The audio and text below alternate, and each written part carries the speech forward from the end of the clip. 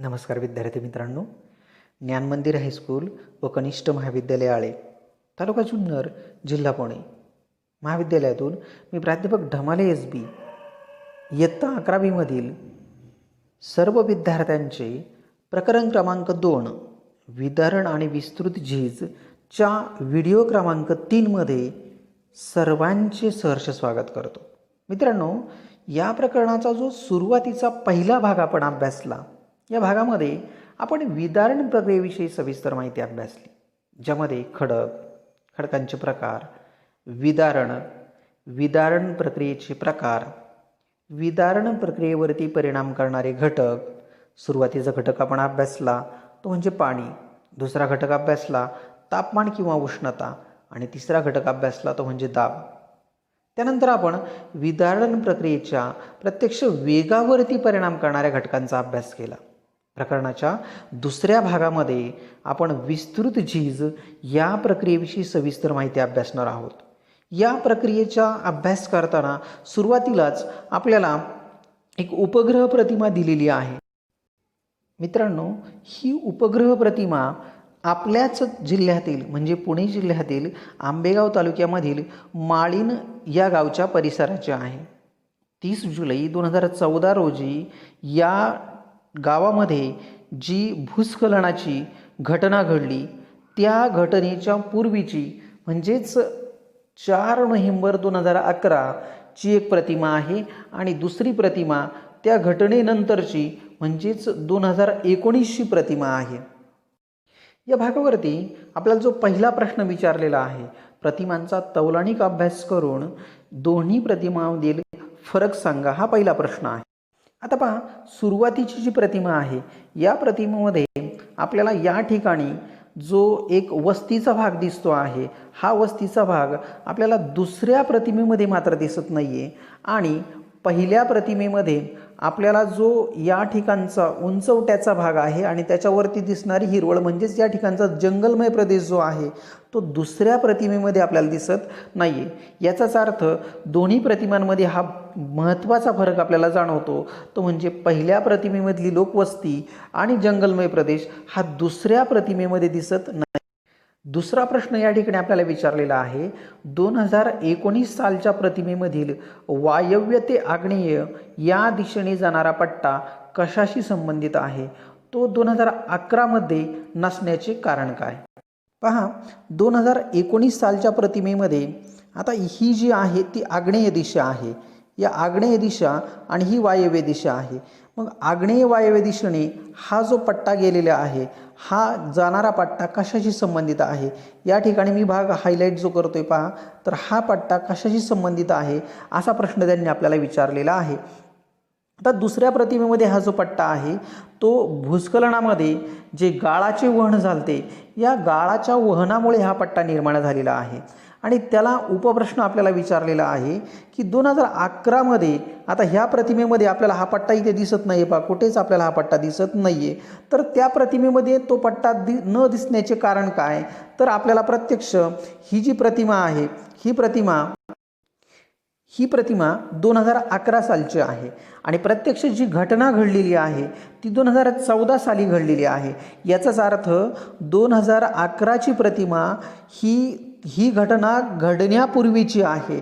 त्यामुळे साहजिकच आहे त्या प्रतिमेमध्ये आपल्याला प्रत्यक्ष तो पट्टा दिसत नाही, कारण प्रत्यक्ष घटना ही त्या प्रतिमेच्या नंतर घडलेली आहे.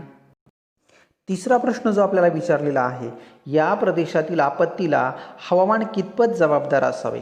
प्रत्यक्ष या घटनेचा जर विचार केला तर या घटनेला आपल्याला जबाबदार ठरलेला जो घटक आहे तो आहे पावसाळ्यामध्ये झालेली अतिवृष्टी.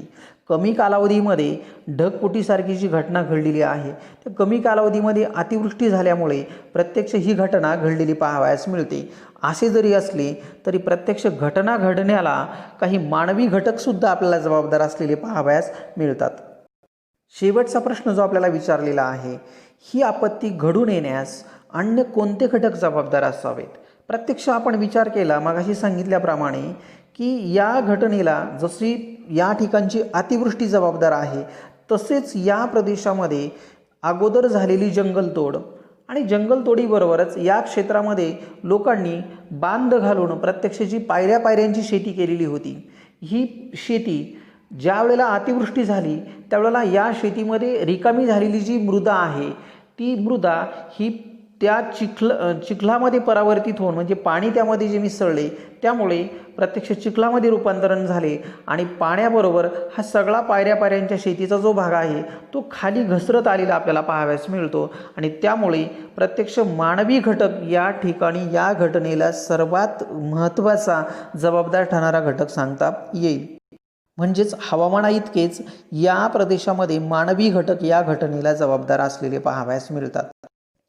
ही प्रक्रिया प्रत्यक्ष विस्तृत झीजेशी संबंधित आहे. म्हणून विस्तृत झीज म्हणजे काय हे आपल्याला आता पाहणे गरजेचं आहे. उतारावरील चिखल, दगड, माती यांचे जे मिश्रण असते ते गुरुत्वाकर्षणाच्या बलामुळे उतारावरून खाली घसरते. यालाच विस्तृत हालचाल किंवा विस्तृत झीज असे म्हटले जाते. विदारण प्रक्रियेमध्ये खडक फुटतात. त्यांचा झालेला जो चुरा असतो तो जागच्या जागीच पडतो. दुसरी प्रक्रिया आहे ती म्हणजे वहनाची, ज्यामध्ये बाह्यकारके प्रत्यक्ष जे वहनाचं काम आहे त्या झालेल्या खडकांच्या तुकड्यांचं वहनाचं काम करत असतात. मग या बाह्यकारकांमध्ये आपल्याला जी वाहते पाणी, वारा, बर्फ या बाह्यकारकांच्या कार्याचा यामध्ये समावेश होत नाही.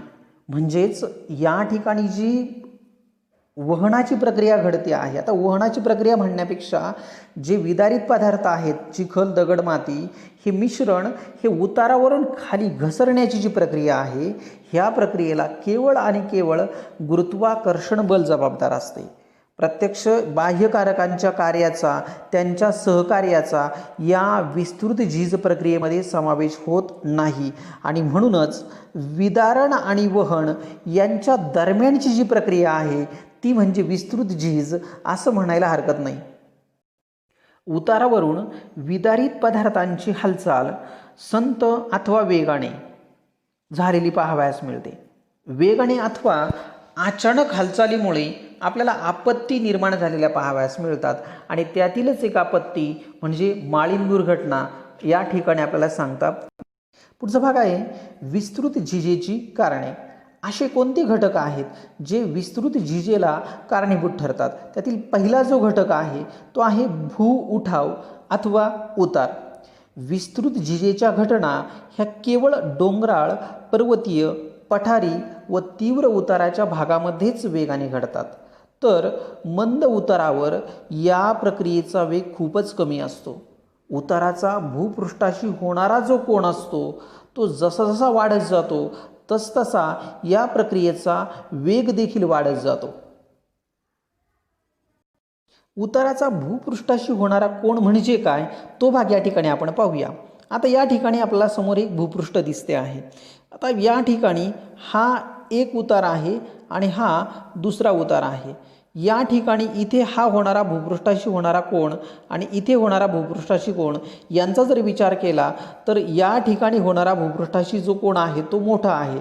त्यामुळे इथे जो उतार दिसतो आहे हा उतार तीव्र स्वरूपाचा आहे, पण इथे जो उतार आहे तो काहीसा सौम्य स्वरूपाचा आहे. त्यामुळे या ठिकाणी आपल्याला जी विस्तृत झीज घडून येणार आहे ती जास्त घडून येणार आहे तुलनेने या ठिकाणच्या झीजेपेक्षा. याचाच अर्थ भूपृष्ठाशी होणारा कोन हा जसजसा वाढत जातो तसतसा आपल्याला या प्रक्रियेचा वेग देखील वाढत गेलेला पाहावयास मिळतो. दुसरा घटक जो या ठिकाणी आपल्याला पाहावयास मिळतो तो आहे गुरुत्व बल. गुरुत्व बल हे एकमेव बल विस्तृत झीजेस जबाबदार मानले जाते.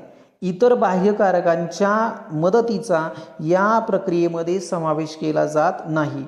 गुरुत्वीय बल पृथ्वीवरील प्रत्येक वस्तूवर प्रयुक्त झालेले असते. उतारावरील पदार्थांना खाली येण्यास केवळ हेच बल प्रवृत्त करत असते, ज्याचा समावेश विस्तृत झीज या प्रक्रियेमध्ये केला जातो. तिसरा परिणाम करणारा जो घटक आहे, जबाबदार ठरणारा घटक जो आहे तो आहे पाणी. पाण्याच्या वहन कार्याचा प्रत्यक्ष विस्तृत झीज या प्रक्रियेमध्ये समावेश केला जात नाही. मात्र पाणी उतारावरील खडकांमध्ये मुरल्याने त्यांचा भार म्हणजेच वजन वाढते. परिणामी त्यांच्यावर कार्य करणारे गुरुत्वाकर्षण बल देखील वाढते. आता गुरुत्वाकर्षण बल हे जे आहे ते आपण इयत्ता 10वीमध्ये पाहिलेले आहे की गुरुत्वाकर्षण बल हे दोन वस्तूंमध्ये प्रयुक्त होणारे बल आहे. विश्वामधील कोणत्याही दोन वस्तूंमध्ये हे बल प्रयुक्त होत असते. ते एकेरी नाही आहे तर दुहेरी बल आहे. कारण जशी पृथ्वी आपल्यावरती बल प्रवृत्त करत असते तसे आपणही पृथ्वीवरती बल प्रयुक्त करत असतो. आणि या दोन वस्तूंचे जे वस्तुमान असते त्या वस्तुमानावरती हे बल अवलंबून असते. मग या ठिकाणी ज्या वेळेला उतारावरील खडकांमध्ये ज्या वेळेला पाणी मुरते त्यावेळेला त्या खडकांमधील कणांचा आकार वाढतो आणि त्यांचे वजन वाढल्यामुळे प्रत्यक्ष वस्तुमान वाढल्यामुळे आपल्याला या ठिकाणी गुरुत्वाकर्षण बल देखील वाढलेले पाहावयास मिळते. दुसऱ्या बाजूस प्रत्यक्ष खडकांमध्ये ज्यावेळी त्या कणांमध्ये पाणी मुरते त्यावेळेला खडकांमधील कणांमध्ये पाणी मुरल्याने त्यांचे आकारमान वाढते आणि ते आकारमान वाढल्यामुळे प्रत्यक्ष कण जे आहेत ते एकमेकांपासून दुरावले जातात आणि त्यामुळे ते विस्तृत झिजेला लवकर बळी पडलेले आपल्याला पाहावयास मिळतात. यावरच आधारित आपल्याला प्रत्यक्ष जो प्रश्न विचारलेला आहे तो आहे सह्याद्रीचा पश्चिम उतार व पूर्व उतार. पश्चिम उतार व पूर्व उतार यामध्ये आपल्याला प्रत्यक्ष खूप फरक पाहावयास मिळतो. पश्चिम उतार हा तीव्र स्वरूपाचा आहे आणि पूर्व उतार हा सौम्य स्वरूपाचा आहे, तुलनेने कमी आपल्याला तीव्र पाहावयास मिळतो. परिणामी आपल्याला पश्चिम उतारावरती विस्तृत झिजेची प्रक्रिया वेगाने घडलेली पाहावयास मिळते. जसा उतार हा त्या ठिकाणी जबाबदार ठरतो तसाच त्या ठिकाणी पश्चिम बाजूने आपल्याला जो काही अतिपर्जन्य पडतो तो पर्जन्यसुद्धा याला जबाबदार ठरलेला पाहावयास मिळतो. म्हणून हा सुद्धा अजून एक महत्त्वाचा घटक आपल्याला त्यामध्ये पाहावयाचा आहेच. चौथा घटक जो आपल्याला पाहावयास मिळतो तो आहे खडकांचा कठीणपणा. काही खडक अतिशय ठिसूळ व मृदू सछिद्र असतात जे लवकर फुटतात. उदाहरणार्थ पंकाश्म, मृत्तिका व कॅल्शियमयुक्त खडक झिजेस लवकर बळी पडतात व त्यांच्यात पाणीही जास्त सामावले गेल्याने त्यांची घनता वाढते आणि ते उतारावरून अतिशय वेगाने खाली घसरताना पाहावयास मिळतात. याबरोबरच जास्त जोड असणारे आणि उभी रचना असणारे जे खडक आहेत अशा खडकांमध्ये विस्तृत झिजेची प्रक्रिया वेगाने घडलेली पाहावयास मिळते. विस्तृत झिजेमधील पदार्थ उतारावरून खाली घसरण्याचा जो वेग असतो हा वेग त्या पदार्थांमध्ये असणाऱ्या पाण्याच्या प्रमाणावरती असलेला पाहावयास मिळतो. जरा प्रयत्न करा. या भागामध्ये आपल्याला समोर दिलेली एक आकृती दिलेली आहे आणि त्यावर आधारित आपल्याला काही प्रश्न विचारलेले आहेत जे आपल्याला या ठिकाणी पाहायचे आहेत. आकृतीमध्ये आपल्याला 3 भाग दिलेले आहेत, ज्यामध्ये पहिला भाग जो दिलेला आहे तो आहे पदार्थ कोणत्या अवस्थेमध्ये असेल, ज्यामध्ये त्यांनी आपल्याला पदार्थाच्या 4 अवस्था सांगितलेल्या आहे. पहिली अवस्था सरक आहे, दुसरी अवस्था घसर आहे, तिसरी अवस्था कोसळ आहे आणि चौथी अवस्था वहन आहे. आकृतीत दुसरा भाग जो दर्शविलेला आहे तो आहे प्रवाहाचा वेग, जो या ठिकाणी आपल्याला जो उभा बाण जो आहे त्या उभ्या बाणाच्या स्वरूपामध्ये तो आपल्याला दिसतो आहे. या बाणामध्ये प्रत्यक्ष वरून खाली येताना प्रवाहाचा वेग मंदकडून जलद होताना पाहावयास मिळतो. याचा अर्थ वरून खाली येताना प्रवाहाचा वेग जो आहे तो वाढतो आहे. तिसरा भाग जो दर्शविलेला आहे तो आहे पदार्थांमधील आर्द्रतेचे प्रमाण. हा जो आडवा बाण जो आहे या बाणामध्ये आपल्याला पदार्थांच्या मध्ये असणारे आर्द्रतेचे प्रमाण दर्शविलेले आहे. यामध्ये क पासून ड कडे जाताना प्रत्यक्ष पदार्थांमधली जी आर्द्रता आहे ती आर्द्रता वाढत जाताना पाहावयास मिळते. क शुष्क भाग दर्शवितो आणि ड हा आपल्याला ओला भाग दर्शवितो. तर अशा प्रकारे आपल्याला याप्रमाणे इथून इकडे जाताना प्रत्यक्ष पदार्थांमधली आर्द्रता जी आहे ती आर्द्रतासुद्धा वाढत जाते. याचा अर्थ इथून इकडे आर्द्रता वाढत जाते आहे, डावीकडून उजवीकडे आर्द्रता वाढत जाते आणि खालून वरती जाताना प्रवाहाचा वेग हा मंद होताना पाहावयास मिळतो. यामध्ये आपल्याला पहिला प्रश्न विचारलेला आहे, हवा जर शुष्क असेल तर काय होईल? हवा शुष्क असल्यामुळे मृदेतील ओलावा घटतो आणि मृदा सुटी बनते. परिणामी शुष्क मृदेमध्ये आपल्याला प्रवाहाच्या वेगानुसार पदार्थांच्या अवस्था ज्या आहेत त्या पाहावयास मिळतील. म्हणजेच पहा, या ठिकाणी पदार्थामध्ये शुष्कता पाहावयास मिळते आणि त्यामुळे जर प्रवाहाचा वेग जर मंद असेल तर आपल्याला ही जी प्रक्रिया आहे ती घडताना पाहावयास मिळते, जी सरक या ठिकाणी सांगितलेली आहे. आता सरक म्हणजे काय, तर ज्या वेळेला प्रत्यक्ष प्रवाहाचा वेग अतिशय मंद असतो म्हणजे उतार सौम्य असतो आणि प्रत्यक्ष पदार्थांमध्ये आपल्याला कोरडेपणा पाहावयास मिळतो, त्यावेळेला पदार्थ हे उतारावरून अतिशय संतपणे सावकाशपणे खाली घसरताना पाहावयास मिळतात, ज्याला सरक असे म्हटले जाते. ही प्रक्रिया अतिशय सावकाशपणे घडलेली पाहावयास मिळते. तर दुसऱ्या बाजूला ज्या वेळेला पदार्थामध्ये शुष्कता असते आणि प्रत्यक्ष आपल्याला प्रवाहाचा वेग हा अतिशय जलद असतो, त्यावेळेला क्रमांक 3ची प्रक्रिया म्हणजे कोसळ ही प्रक्रिया घडलेली पाहावयास मिळते, ज्यामध्ये आपल्याला पदार्थ हे अति उंचीवरून खाली वेगाने घसरलेले पाहावयास मिळतात. वेगाने जलद पद्धतीने ही प्रक्रिया घडलेली पाहावयास मिळते. पुढचा प्रश्न विचारलेला आहे, वाहण्याची स्थिती केव्हा निर्माण होईल? आता इथे पहा, 4 नंबर वहन ही प्रक्रिया दिलेली आहे म्हणजे वाहण्याची स्थिती निर्माण होते.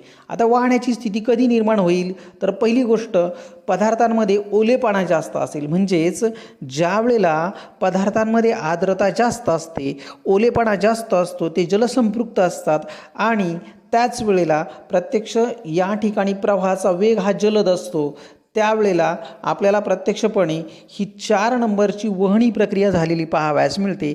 याचाच अर्थ आपल्याला पदार्थांमध्ये आर्द्रता ज्या वेळेला जास्त असेल आणि त्याच वेळेला जेव्हा प्रवाहाचा वेग जलद असेल त्यावेळेला आपल्याला वहन ही 4 क्रमांकाची प्रक्रिया घडलेली पाहावयास मिळेल. शेवटचा प्रश्न विचारलेला आहे, कोणत्या स्थितीत सरक होईल? विस्तृत झिजेवर परिणाम करणारे घटक सांगा.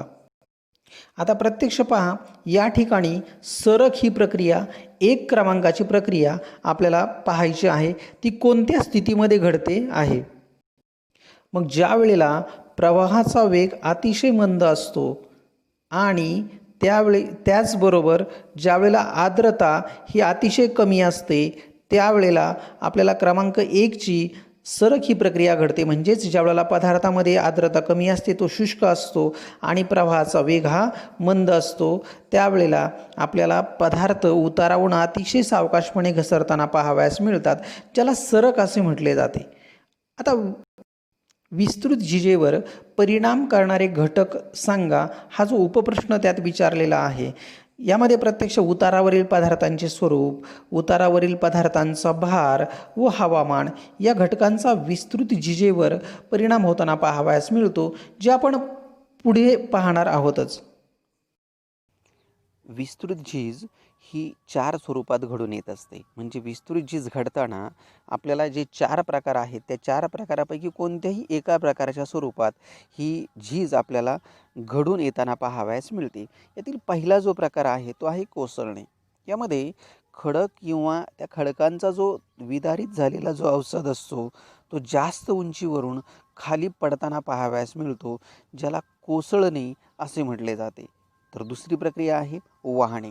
यामध्ये उतारावरील जे पदार्थ असतात म्हणजे दगड आणि जी माती वगैरे असते हे पाण्यामध्ये मिसळले जाते आणि ह्या सगळ्यांचं जे मिश्रण असते ते उतारावरून अगदी सहजपणे खाली वाहताना पाहावयास मिळते. ते वाहणे या प्रक्रियेमध्ये समाविष्ट होते. तिसरे जे स्वरूप आहे ते आहे स्खलन.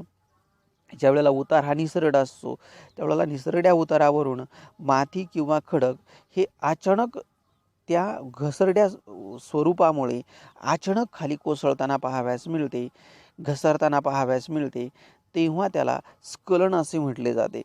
आणि शेवटचा जो स्वरूप आहे ते आहे सरक.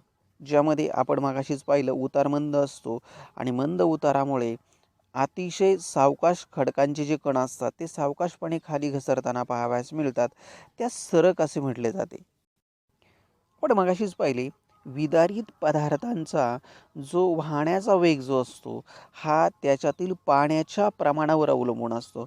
आता प्रत्यक्षात पाण्याचं जे वाहण्याचे जे कार्य आहे ते जरी विस्तृत झिजेमध्ये समाविष्ट होत नसले तरी पाण्याचा प्रभाव त्या ठिकाणी आपल्याला टाळता येणार नाही. मगाशी आकृती खालील प्रश्नांची उत्तरे द्या यामध्ये आपण एक उपप्रश्न पाहिलेला होता. विस्तृत झिजेच्या वेगावर कोणत्या घटकांचा परिणाम होतो? त्या घटकांचा या ठिकाणी आपण अभ्यास करणार आहोत. त्यातील पहिला जो घटक आहे तो आहे खडकांचे घर्षण. आता ज्या वेळेला खडक उतारावरून खाली घसरत असतात त्यावेळेला त्यांच्यावरती एकमेव बल कार्य करत असते ते म्हणजे गुरुत्वाकर्षण बल. आता या गुरुत्वाकर्षण बलाच्या प्रभावामुळे तो जो पदार्थ असतो ते जे विदारित कण असतात ते उतारावरून खाली घसरत येत असतात. आता ज्या वेळेला त्यावरती एकमेव बल गुरुत्वाकर्षण कार्य करत असतं त्यावेळेला दुसरं एक बल त्याच्या विरुद्ध दिशेने कार्य करताना पाहावयास मिळते आणि ते असते घर्षण बल. घर्षण बल हे आपल्याला गुरुत्वाकर्षण बलाच्या नेहमीच विरुद्ध दिशेने कार्य करताना पाहावयास मिळते आणि म्हणून ते गुरुत्वाकर्षण बलाचा परिणाम नष्ट करण्याचा प्रयत्न करते. ज्या वेळेला गुरुत्वाकर्षण बल हे घर्षण बलापेक्षा जास्त असते त्यावेळेला गुरुत्वाकर्षण बल घर्षण बलाचा परिणाम नष्ट करते आणि जे आपले अतिरिक्त बल आहे त्या बलाच्या साहाय्याने त्या पदार्थाला खाली घसरवताना पाहावयास मिळते, खाली ओढताना पाहावयास मिळते. मात्र ज्या वेळेला या गुरुत्वाकर्षण बलापेक्षा घर्षण बल हे जास्त असते त्यावेळेला आपल्याला तो जो पदार्थ असतो तो उतारावरून खाली घसरताना पाहावयास मिळणार नाही. कारण गुरुत्वाकर्षण बलाचा सगळा परिणाम हे घर्षण बल काय करते, नष्ट करते आणि त्यामुळे गुरुत्वाकर्षण बलाचा प्रभाव नष्ट होऊन त्याच्या अतिरिक्त घर्षण बलामुळे तो पदार्थ आहे त्याच ठिकाणी स्थिर राहताना पाहावयास मिळतो. आणि म्हणून एक महत्त्वाची गोष्ट या ठिकाणी आहे ती म्हणजे की गुरुत्वाकर्षण बल हे नेहमीच घर्षण बलापेक्षा जास्त असले पाहिजे तरच विस्तृत झीज ही घडून येताना पाहावयास मिळेल. दुसरा परिणाम करणारा घटक आहे तो म्हणजे उतारावरील पदार्थ. उतार कोणत्या पदार्थापासून बनला आहे त्याचाही विस्तृत झिजेवर परिणाम होताना पाहावयास मिळतो. उतार जर चिकणमाती व पंकाश्म यांचा बनलेला असेल तर हे जे पदार्थ आहेत हे अतिशय सूक्ष्म अशा कणांपासून बनलेले असतात. त्यामुळे यातील मातीचे कण पाणी धरून ठेवतात. परिणामी पाणी जमिनीमध्ये मुरत नाही तर ते वरच्या थरामध्येच राहताना स्थिरावलेले पाहावयास मिळते. परिणामी घर्षण कमी होते पण भार वाढल्यामुळे उतारावरील पदार्थ हे आपल्याला वेगाने खाली घसरताना पाहावयास मिळतात. आता या ठिकाणी घर्षण बल कमी झाल्यामुळे साहजिकच विस्तृत झिजेचा वेग हा जास्त असणार आहे. त्याबरोबरच भार वाढल्यामुळे आपल्याला परत गुरुत्वाकर्षण बल जे आहे ते सुद्धा वाढणार आहे. परिणामी एकाच वेळेला गुरुत्वाकर्षण बल वाढतं आहे आणि दुसऱ्या बाजूला घर्षण बल कमी होत आहे. त्यामुळे विस्तृत झिजेचा वेग हा जास्त असलेला पाहावयास मिळेल. तिसरा घटक आहे ते म्हणजे उतारावरील भार. उतारावरील बांधकाम किंवा मुसळधार पावसामुळे जर जे पाणी आहे ते जर उतारावरील पदार्थांमध्ये म्हणजेच मातीमध्ये जर मिसळले गेले, मुरले गेले तर त्या ठिकाणी त्याचा भार वाढतो आणि परिणामी पदार्थांचे वजन त्यामुळे वाढू शकते. वणवे, जंगलतोड यामुळे मृदाधूप होऊन जर मृदाकण सुटे झालेले असतील तर या मृदाकणांमध्ये अतिरिक्त पाणी साठून राहते. परिणामी भार वाढतो आणि उताराच्या दिशेने हे सर्व पदार्थ आपल्याला खाली वाहताना पाहावयास मिळतात. आता प्रत्यक्षामध्ये हे जे जमिनीच्या पृष्ठभागालगत असणारे जे हे विदारित पदार्थ असतात या पदार्थांमध्ये जे पाणी साठते त्याला पृष्ठीय जल असे म्हटले जाते आणि हे पृष्ठीय जल नेहमीच मातलोट प्रक्रियेस सहाय्य करताना पाहावयास मिळते. मातलोट प्रक्रिया आपण पुढच्या भागामध्ये पाहणार आहोतच. शेवटचा परिणाम करणारा घटक आहे तो म्हणजे प्रदेशाचे हवामान. विस्तृत झिजेचे प्रकार हे प्रदेशाच्या हवामानावर अवलंबून असतात. जे प्रकार आपल्याला यानंतरच्या भागामध्ये पाहावयाचे आहेत. जे वेगवेगळे प्रकार आहेत 5 प्रकार, त्या 5 प्रकारांमध्ये आपल्याला परिणाम पाहावयास मिळतो तो हवामानाचा. म्हणजे प्रत्येक जो प्रकार आहे तो विशिष्ट प्रकारच्या हवामान प्रदेशामध्ये घडून येताना पाहावयास मिळतो. जास्त पर्जन्याचे जे प्रदेश असतात, या प्रदेशांमध्ये प्रत्यक्षात आपल्याला घसर व झीज ही वेगाने घडलेली पाहावयास मिळते. मृदेमध्ये अति कमी पाणी असणे किंवा अति जास्त पाणी असणे. अति कमी पाणी असल्यामुळे ती सुटी राहते आणि अति जास्त पाणी असल्यामुळे त्या ठिकाणी प्रत्यक्ष भार वाढतो आणि वहनाची प्रक्रिया घडून येते. त्यामुळे अति कमी पाणी आणि अति जास्त पाणी हे विस्तृत झिजेला आपल्याला पोषक ठरलेले पाहावयास मिळते. मात्र मध्यम व मध्यम म्हणजेच पुरेसे पाणी आणि जर वृक्षांचे आच्छादन असेल तर त्यांचा परिणाम आपल्याला या ठिकाणी विस्तृत झिजेवरती झालेला पाहावयास मिळतो आणि विस्तृत झीज जी आहे ती आपल्याला कमी स्वरूपात झालेली पाहावयास मिळते. कारण मध्यम स्वरूपाचे पुरेसे पाणी जर असेल तर पदार्थातील कण एकमेकांना चिटकून राहतात आणि त्याचबरोबर जर वनस्पतींचे आच्छादन असेल तर त्या ठिकाणी मुळांना माती धरून राहते. त्याबरोबरच जमिनीमधील ह्युमसचे प्रमाण जे आहे ते वाढते. या सगळ्या गोष्टींचा परिणाम होऊन आपल्याला प्रत्यक्ष जी विस्तृत झीज आहे ती आपल्याला कमी झालेली पाहावयास मिळते. यानंतरचा भाग आहे विस्तृत झिजेचे प्रकार. यामध्ये पहिला प्रकार जो आपल्याला पाहायचा आहे तो आहे सरक.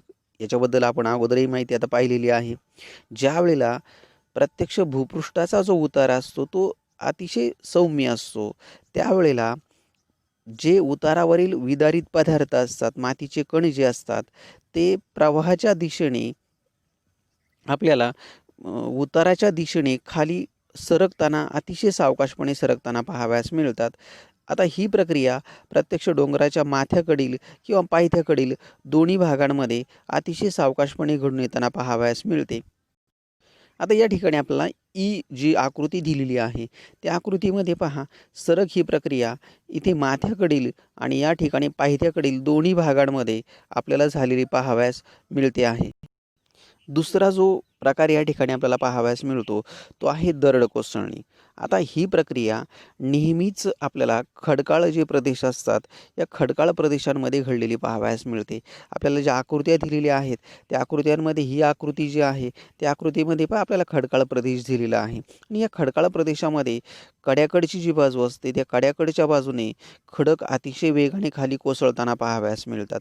ही प्रक्रिया प्रत्यक्ष शीघ्र प्रक्रिया आहे आणि या ठिकाणी आपल्याला दगडांचे मोठे कण असतात, तुकडे असतात, हे आपल्याला दरडीच्या स्वरूपात खाली कोसळलेले पाहावयास मिळतात. म्हणून या ठिकाणी जी आकृती दिलेली आहे ती आपल्याला या दरड कोसळणे या प्रकाराची पाहावयास मिळते. आकृतींच्या संदर्भात त्यांनी आपल्याला प्रक्रिया ह्या शीघ्र आहेत की मंद आहेत ते पण विचारलेले आहे. तर ही प्रक्रिया आपल्याला शीघ्र स्वरूपाची पाहावयास मिळते. तिसरा प्रकार जो आहे तो आहे पंख प्रवाह. पंख म्हणजे चिखल. चिखलाचा प्रवाह म्हणजे पंख प्रवाह होय. आता आपल्याला दिलेली आकृती जी प्रकारची आकृती आहे त्या आकृतीमध्येच फक्त आपल्याला पहा, जो वाहणारे जे पाणी आहे त्या पाण्याचा रंग हा लालसर त्या ठिकाणी पाहावयास मिळतो, चिखलासारखा पाहावयास मिळतो आहे. म्हणून ही जी प्रक्रिया आहे ती पंख प्रवाहामध्ये समाविष्ट होते.